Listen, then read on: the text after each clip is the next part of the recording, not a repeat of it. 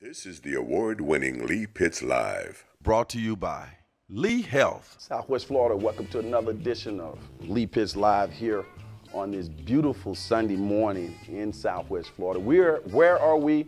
We're at the American Legion, post 38, downtown Fort Myers. We're so thrilled of the accommodations that Kevin Boyd and all the people here have been providing for Lee Pitts Live. Of course, we'll be here for the next 3 weeks as well, and we were here last week.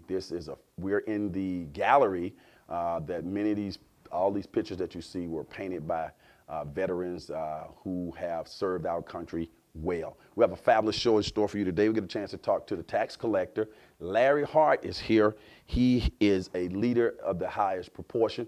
That's the Lee County tax collector. We also get a chance to talk to this mayor for the city of Fort Myers, Randy Henderson. All that's happening on Lee Pitts Live. Keep it locked. We'll be right back.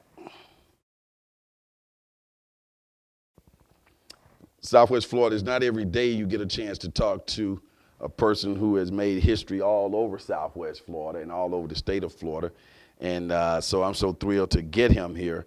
He's also the president of the Florida Tax Collectors Association. That would be the former chief of police at the city of Fort Myers. He's the tax collector in Lee County.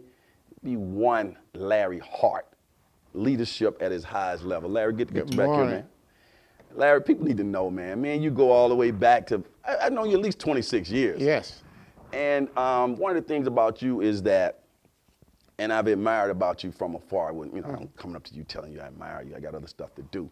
But you've always been able to maintain that touch with the common man. I mean, you've risen, you're a historic figure. I see you even when you move around here, when you're with children. How you able to keep that touch?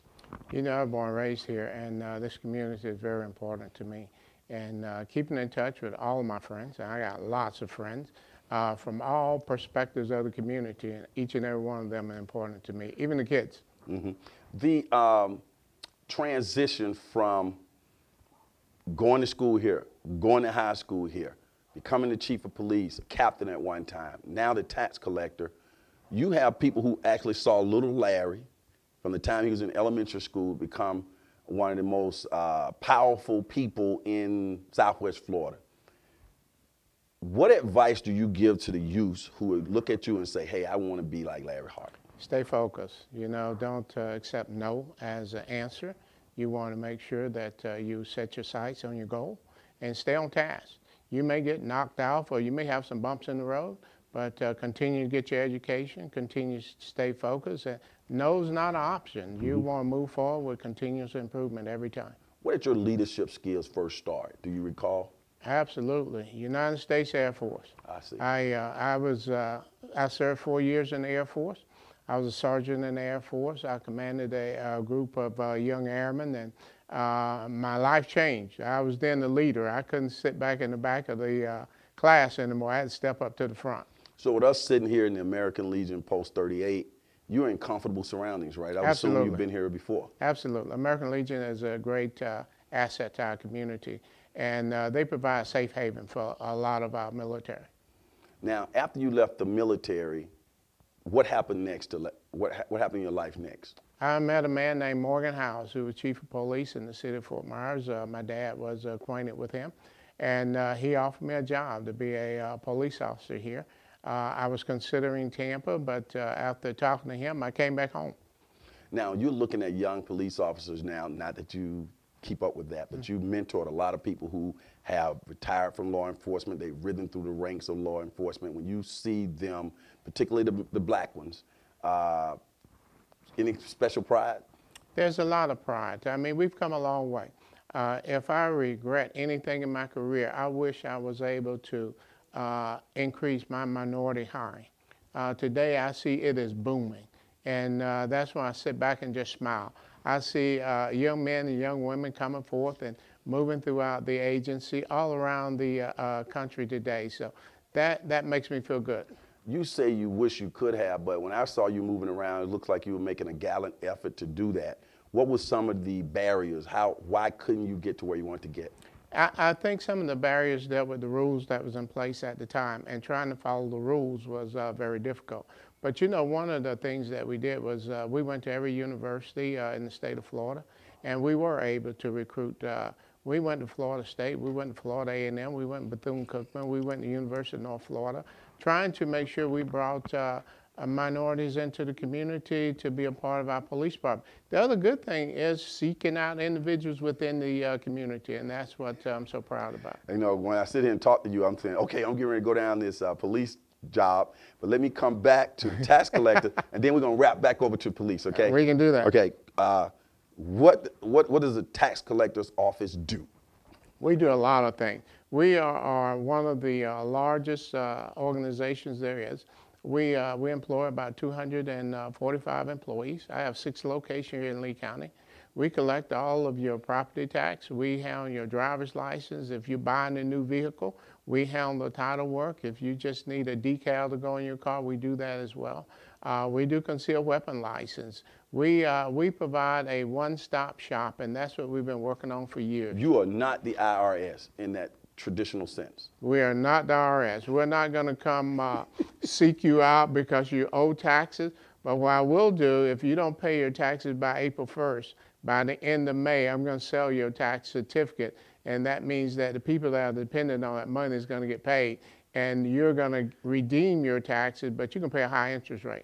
Now, when I see that letter that comes in the mail telling me what my property is worth, it's like it's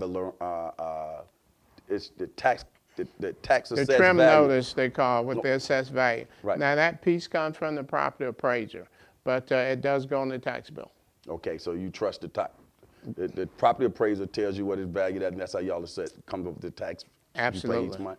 And when people know that their property is being escrowed by the bank, that's being handled, right? They know it's being handled. That's a good thing to do?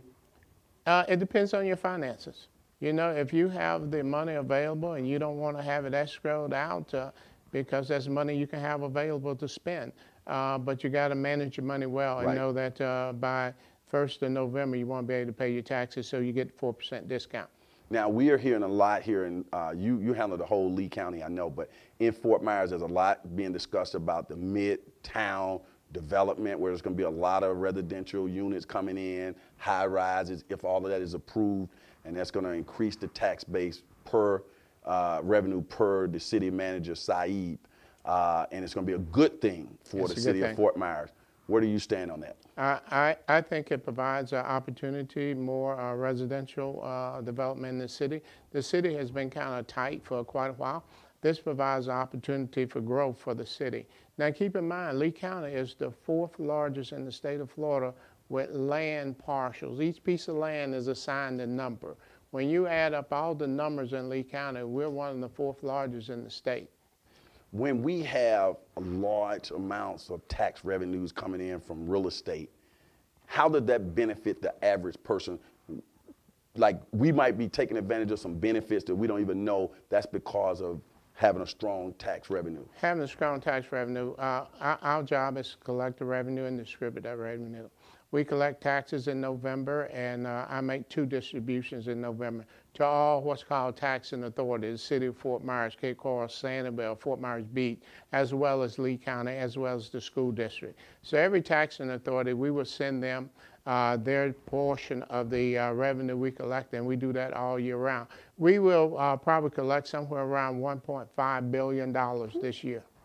And then they will give us certain things like the schools, the utilities. Law enforcement, parks and recreation, provide some of the water and sewer that's needed in other parts of the community.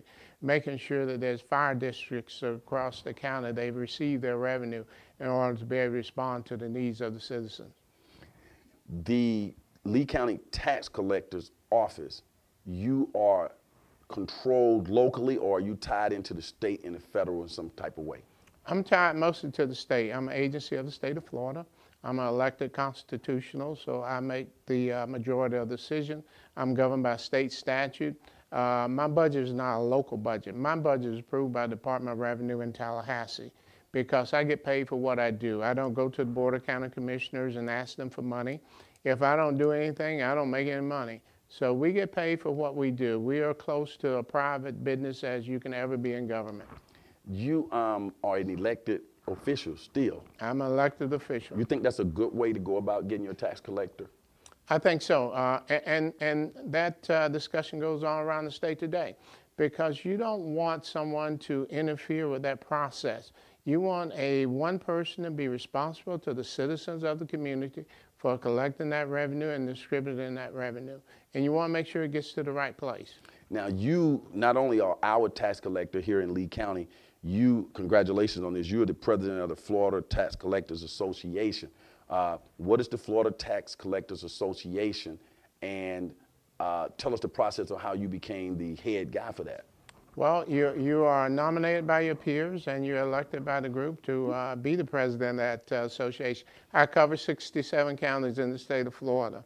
We work together on policies, procedure, laws, and I'll be heading to Tallahassee to make sure that Lee County gets its fair share as well as the rest of the state of Florida. So when you're working for the other people and covering the state of Florida, looks like down the road you may be the governor of Florida. That's just me talking, Larry. Larry, I'm telling you, your leadership skills, it wouldn't surprise me as you become the governor of the state of Florida. It's another conversation.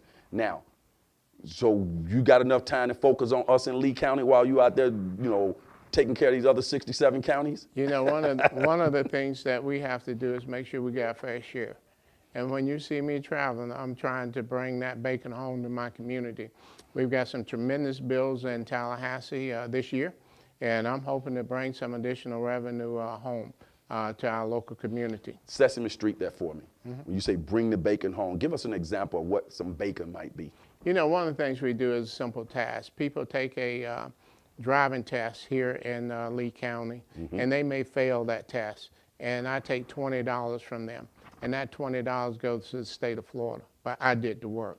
We're fighting this year to make sure that $20 stays local. If someone take a written test and fail, that's $20 that goes to the state of Florida, and the state of Florida didn't do the work. Lee County did. So we're fighting this year to bring that $20 back home to every county in the state of Florida. It adds up.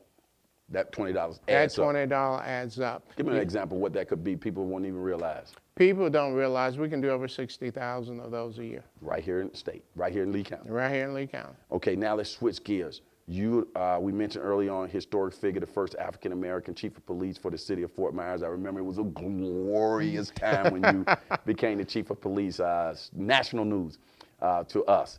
Now you see we have another African-American chief of police, Derek Diggs. Have you gotten a chance to meet him? Absolutely. What's your thoughts about the chief? Absolutely. I've spent quite a bit of time with Chief Diggs. He reached out to me shortly after coming to the community.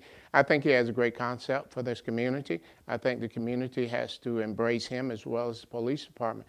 I think he has the ability not only to carry out the tasks that we as citizens want for Lee County, but I think he has a chance to enhance this community. I am 150% behind the chief. A person in that type of leadership position has to have the support of the community. You had the support of the community. What are some tips you've given him already? Talk to everyone. One of the most important things that I did was I talked to the kid on the street corner, and I talk to everyone at the family barbecue. If I'm driving down the road and they're out there cooking or something, I'm gonna get out first, I'll get me something to eat, and then I'm gonna get out and talk to them. But communication is key. And I think from everything I know about him and everything I've seen, we're gonna be good. I've had him on Lee Pitts Live several times, looking forward to getting him back in the future. Before you leave, I want to thank you for paving the way for him. You don't have to say anything about that, but that made the process easier. So when we saw his face and we knew it was going to be an African-American, we being the city of Fort Myers, that was like almost like common now. Hey, Larry Hart did that already. That's true. But we look forward to the future. And I think law enforcement is going to change, and I think we're going to be very pleased with it. Okay. This is Larry Hart, people, the tax collector, former chief of police, and the president of the Florida Association of Tax Collectors, and just all that kind of stuff, and of course the future governor of the state of Florida. We'll be right back on Lee Pitts Live.